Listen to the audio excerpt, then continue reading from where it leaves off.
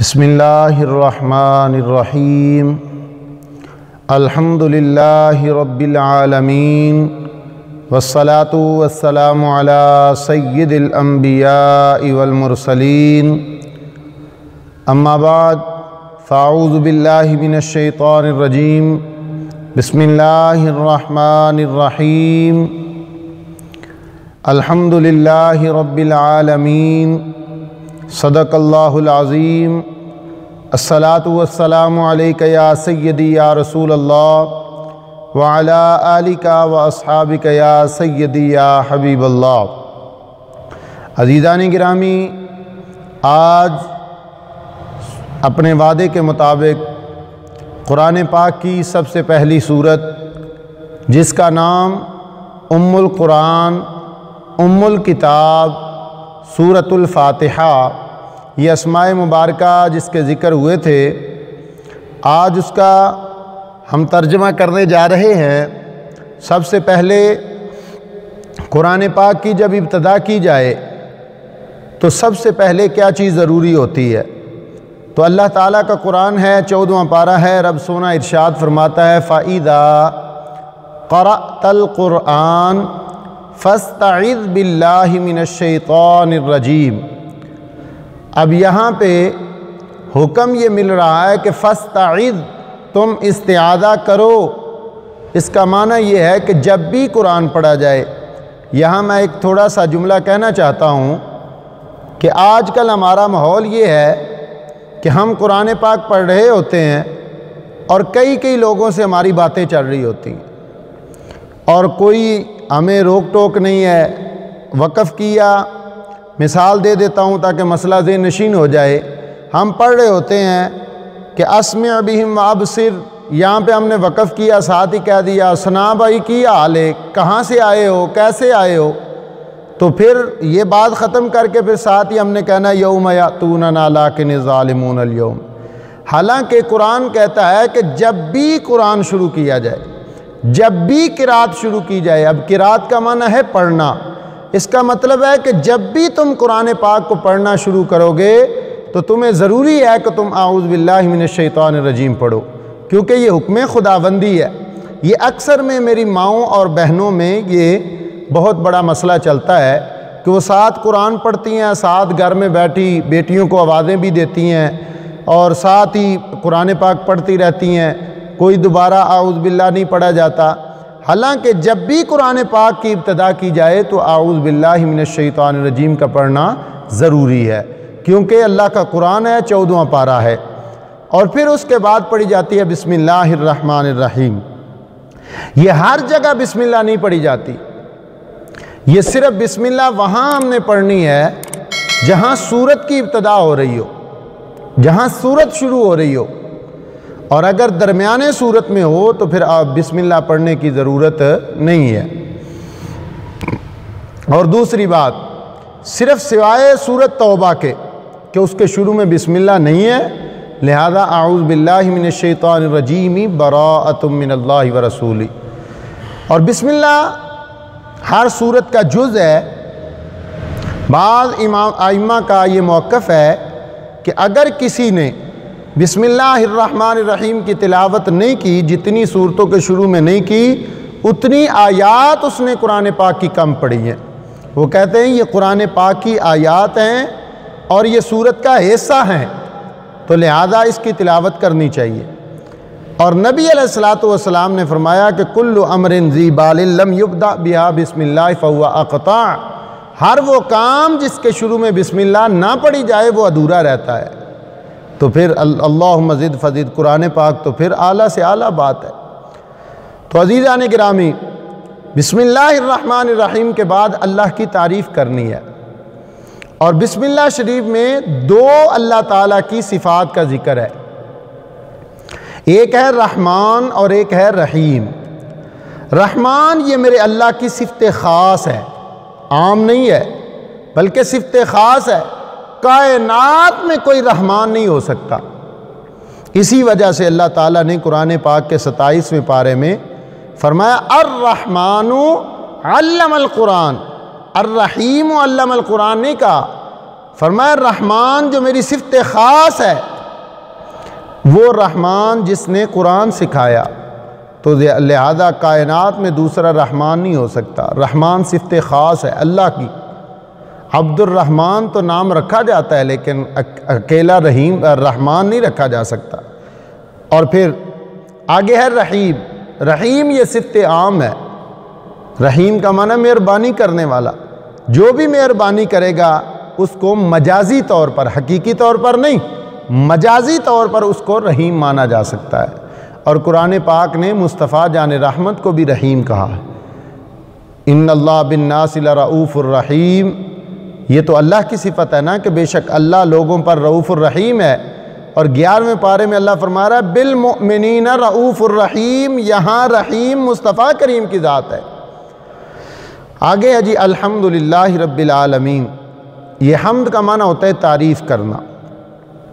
تعریف کسی چیز کی بھی ہو، جن سے تعریف، جس میں تعریف ہو، ثنا کی جائے، حمد کی جائے، جتنی قسم کی بھی ہو، وہ سب کی سب اللہ کے لیے ہے۔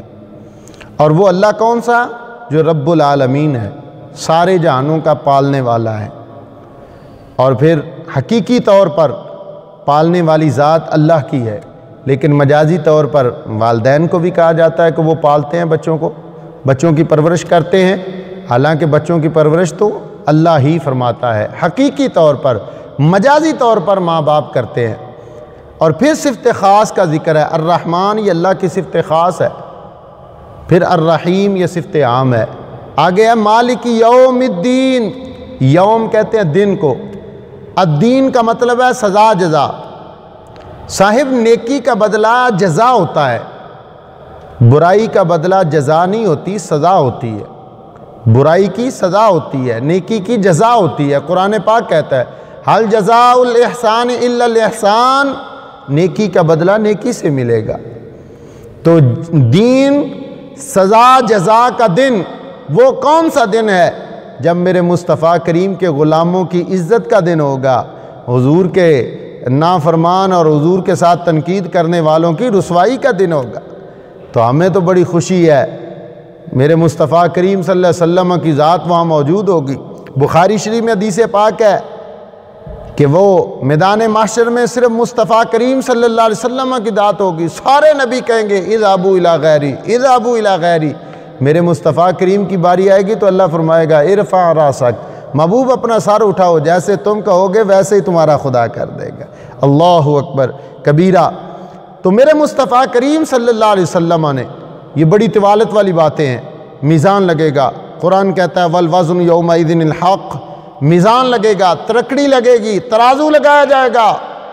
تو قرآن پاک میں آتا ہے فمن ثقلت موازینہ فہو فی عیشۃ راضیہ، جس کا پلڑا بھاری ہوگا نا، نیکیاں جس کی اعلیٰ ہوں گی، تو اللہ فرمائے گا جاؤ تم عیشوں والی زندگی بسر کرو۔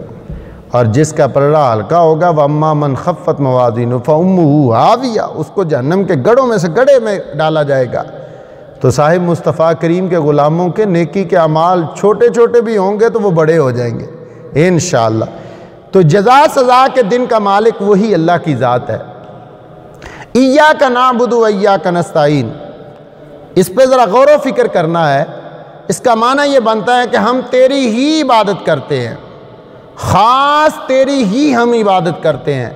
صاحب یہ ہی کو زیادہ دبا کے بھی کہا جائے تو پھر بھی عبادت اللہ کی ہے، اور اگر ہی کو آرام سے کہا جائے تو پھر بھی عبادت اللہ کی ہے۔ کسی مسلمان کا عقیدہ یہ نہیں ہے کہ اللہ کے علاوہ کسی کی عبادت کرنی ہے، بلکہ میرے مصطفیٰ کریم صلی اللہ علیہ وسلم حدیث پاک میں ہے، جامع المعجزات میں بھی حدیث پاک موجود ہے کہ میرے مصطفیٰ کریم کی بارگاہ میں اونٹ نے سجدہ کیا۔ صحابہ نے دیکھا تو عرض کی یا نبی اللہ ہم بھی سجدہ کریں؟ فرمایا میرے غلاموں اللہ کے سوا کسی کو سجدہ جائز نہیں ہے۔ بھائی سجدہ تو نبی کو بھی نہیں ہے۔ یہ تو آج کل فضول لوگ ہیں، بے وقوف، جو مزاروں پہ جا کے تو ایسے فضولیات کرتے ہیں، لغویات کرتے ہیں، تو پھر کہتے ہیں جناب یہ اہل سنت و جماعت کا عقیدہ ہے۔ خدا کی عزت کی قسم، اہل سنت و جماعت کا عقیدہ یہ نہیں ہے کہ کسی قبر کو جا کے سجدہ کرنا، کسی مزار کو جا کے سجدہ کرنا اور کسی بزرگ کو جا کے سجدہ کرنا، سجدہ صرف اللہ کی ذات کو ہے، عبادت صرف اللہ کی ہے، اور ایاک نعبد کا معنی بھی یہی بنتا ہے، ہم تیری عبادت کرتے ہیں، اور الہ ایک ہی ہے، الہ کہتے ہی اس کو ہے جس کی عبادت کی جائے، خدا کو، اور پھر وَإِيَّاكَ نَسْتَعِينُ، استعانت کہتے ہیں مدد طلب کرنا، مدد چاہنا، صاحب اللہ کی مدد چاہتے ہیں۔ اب یہاں پہ اگر کہا جائے کہ بھائی عبادت تو کہتے ہیں خاص خدا کی، تو مدد کے لیے بھائی عبادت مخصوص ہے خالق کے ساتھ، خالق کی مخلوق کے حق میں یہ حق ہے کہ مخلوق اس کی عبادت کرے، لیکن مدد میرا رب فرما رہا ہے کہ یا ایھا النبی حسبک اللہ ومن اتبعک من المؤمنین، یہاں پر تو اللہ تعالیٰ مومنوں سے مدد فرما رہا ہے، خود مدد کروا رہا ہے۔ اور قرآن پاک میں بدر کا میدان پڑھیں، اللہ تعالیٰ فرما رہا ہے کہ یمددکم ربکم بخمسۃ آلاف من الملائکۃ منزلین، فرمایا 5000 فرشتوں کے ذریعے اللہ مدد کروا رہا ہے۔ اس کا مطلب ہے اللہ مدد کی جو صفت ہے وہ اللہ اپنے بندوں کو بھی عطا کر رہا ہے، اپنے فرشتوں کو بھی عطا کر رہا ہے، اور مدد حقیقی طور پر اللہ ہی کی سے مانگنی چاہیے۔ اور مجازی طور پر اگر کوئی فتویٰ لگائے گا تو صاحب پھر ہمارا بھی چھوٹا سا اعتراض بنتا ہے کہ آج تو مدد ہم ماں بیٹے سے مدد مانگ لیتی ہے، باپ بیٹے سے مدد مانگ لیتا ہے، بھائی سے مدد مانگ لیتا ہے، اپنے رشتہ داروں میں مدد مانگ لیتا ہے۔ تو اگر غصہ نہ کسی چیز کو محسوس نہ کیا جائے تو صاحب یہ جو چندہ عشر کے دانے اکٹھے کیے جاتے ہیں یہ اللہ سے کیوں نہیں مانگتے؟ قربانی کی کھالیں اکٹھی کی جاتی ہیں، یہاں مدد کہاں چلی گئی؟ یہ دروازے سے بھیک مانگنا یہ بھی تو مدد ہے۔ تو وہاں پہ تو بڑے آرام سے جواب آتا ہے کہ یہ مدد مجازی ہے۔ تو یہ صاحب ہم بھی مدد مجازی کہتے ہیں، ہم بھی مدینہ شریف کی طرف منہ کر کے کہتے ہیں اس گلی کا گدا ہوں میں جس میں مانگتے تاجدار پھرتے ہیں۔ سیدی اعلیٰ حضرت نے ایسا نہیں ہمیں ایسا عقیدہ دیا، آپ فرماتے ہیں کہ اس گلی کا گدا ہوں میں جس میں میرے کریم سے گر قطرہ کسی نے مانگا دریا بہا دیے ہیں، دربے بہا دیے ہیں۔ یہ میرے مصطفیٰ کریم صلی اللہ علیہ وسلم کی شان مبارک ہے، حضور کو اللہ نے عطا فرمایا، بخاری کی حدیث ہے، حضور فرماتے ہیں انما انا قاسم واللہ یعطی، میں تقسیم کرنے والا ہوں، اللہ دینے والا ہے۔ اور اگر کسی کو زیادہ علم کا زور ہو تو وہ مجھے کہے کہ رضوی صاحب آپ علم کی بات کرو، تو میں کہوں گا پھر قرآن پاک کی آیت پڑھ لیتے ہیں۔ اللہ خود فرما رہا ہے ما آتاکم الرسول فخذوا، جو کچھ بھی میرا رسول دیتا ہے تم لے لو۔ اب یہاں پہ یہ نہیں کہا ما آتاکم اللہ فخذوا، جو کچھ اللہ دے وہ لے، فرمایا ما آتاکم الرسول فخذوا، فرمایا جو کچھ رسول دیتا ہے لے لو، وما نہاکم عنہ فانتہوا، جس سے رسول منع کرتا ہے اس سے منع ہو جاؤ۔ اس کا مطلب یہ ہوا کہ اللہ تعالیٰ نے اپنے محبوب کو یہ اختیار عطا فرمایا ہے۔ اور ہم مصطفیٰ کریم کے در دولت پہ جا کے یہ عرض کریں سوا تیرے نہیں کوئی سہارا یا رسول اللہ، تو پھر کہتے ہیں یہ دیکھو آپ حضور سے ہی تو مانگ رہے ہیں۔ تو سیدی اعلیٰ حضرت کا اگر عقیدہ پڑھا جائے تو آپ تو فرماتے ہیں حج بیت اللہ شریف کر کے کسی نے پوچھا نا کہ آپ نے حج کیا، تو آپ مدینہ شریف کی طرف منہ کر کے کہتے ہیں ان کی تو فعل رب نے حج بھی کرا دی ہے۔ اللہ اکبر، وہ تو یہ عقیدہ دیتے ہیں۔ بریلی کے تاجدار امام عاشقاں امام شاہ احمد رضا خاں فاضل بریلوی علیہ الرحمہ، آپ تو فرماتے ہیں تو زندہ ہے واللہ، تو زندہ ہے واللہ میری چشم عالم سے چھپ جانے والے۔ تو عزیزان گرامی، استعانت بندہ دعا کرے گا ایاک نعبد و ایاک نستعین، اے اللہ ہم تیری خاص تیری عبادت کرتے ہیں اور خاص تجھ سے ہی مدد چاہتے ہیں۔ اگلے جملے اہدنا الصراط المستقیم، یہ دعائیہ کلمات ہیں، یہ پہلی جتنی باتیں ہیں یہ اللہ تعالیٰ کی بارگاہ میں التجا ہے۔ اب یہاں پہ دعا شروع ہو رہی ہے۔ اہدی کا معنی ہے تو دکھا، تو چلا، یہ سیدی اعلیٰ حضرت کا ترجمہ ہے، تو چلا ہمیں الصراط المستقیم، سیدھے راستے پہ۔ اور سیدھا راستہ کون سا ہے؟ میں قربان جاؤں، قرآن پاک نے خود دونوں ہستیوں کا تذکرہ کر دیا، دونوں باتوں کا تذکرہ کر دیا، دونوں راستے بتا دیے۔ آج تو ہماری مساجد میں لوگ سلو کلی والے ہوتے ہیں نا، کہتے کسی کو کچھ نہ کہو، میں کہتا ہوں سورۃ فاتحہ شریف میں اللہ تعالیٰ نے جہاں نیکوں کا ذکر کیا 7 بدوں کا بھی ذکر کر دیا۔ چاہیے تو یہ تھا کہ صرف نیکوں کا ذکر ہوتا، بدوں کا ذکر نہ ہوتا۔ اللہ تعالیٰ سورہ فاتحہ شریف میں یہ جو الفاظ ہے صراط الذین انعمت علیہم، یا اللہ صراط راستہ الذین ان لوگوں کا جن پر تیرا انعام ہوا۔ اب انعام یافتہ لوگ کون ہیں؟ قرآن خود جواب دیتا ہے۔ اگر قرآن پاک کی تفسیر در منصور کی جائے تو بڑی اعلیٰ تفسیر ہے، تفسیر روح البیان کی جائے تو بڑی اعلیٰ تفسیر ہے، تفسیر خازن پڑھی جائے تو بڑی اعلیٰ تفسیر ہے۔ بھائی ساری تفسیریں پڑھی جائیں تو بڑی اعلیٰ تفسیر ہے، لیکن ان سب سے اعلیٰ تفسیر وہ نہیں ہے کہ بہتر تفسیر وہ ہے جو قرآن کی قرآن سے کی جائے۔ تو قرآن کی آیت کا ترجمہ قرآن بتا رہا ہے، اولئک الذین انعم اللہ علیہم من النبیین والصدیقین والشہداء والصالحین وحسن اولئک رفیقا۔ یہ قرآن پاک نے کہا انعام یافتہ لوگ ہیں اللہ کے وہ جو اللہ کے نبی ہیں، صدیقین ہیں، شہداء ہیں، صالحین نیک لوگ ہیں۔ تو یہاں بھائی نیک لوگوں میں تو وہ بھی آگے جو سید نہیں ہیں لیکن اپنے محبوب کو راضی کرنے والے ہیں۔ اس میں محدث اعظم پاکستان کا راستہ بھی نظر آتا ہے، اللہ اکبر، سیدی اعلیٰ حضرت کا نقشہ بھی نظر آتا ہے، اور اگر دیکھا جائے تو صالحین میں داتا علی اجویری کا نقشہ بھی سامنے سمجھ آتا ہے۔ تو ساتھ ہی بندہ کہتا ہے غیر المغضوب، یہ غیر سوا کے معنی میں آتا ہے، صرف کے معنی میں آتا ہے۔ مغضوب یہ اس میں مفعول ہے، اس کا معنی ہے جن پر تیرا غضب ہو چکا ہے۔ مغضوب مفعول، جس پر فعل واقع ہو چکا ہو اس کو مفعول کہتے ہیں۔ مغضوب جن پر غضب ہو چکا۔ ولضالین، نہ ان لوگوں کا راستہ ہمیں دکھانا جو گمراہ ہو گئے۔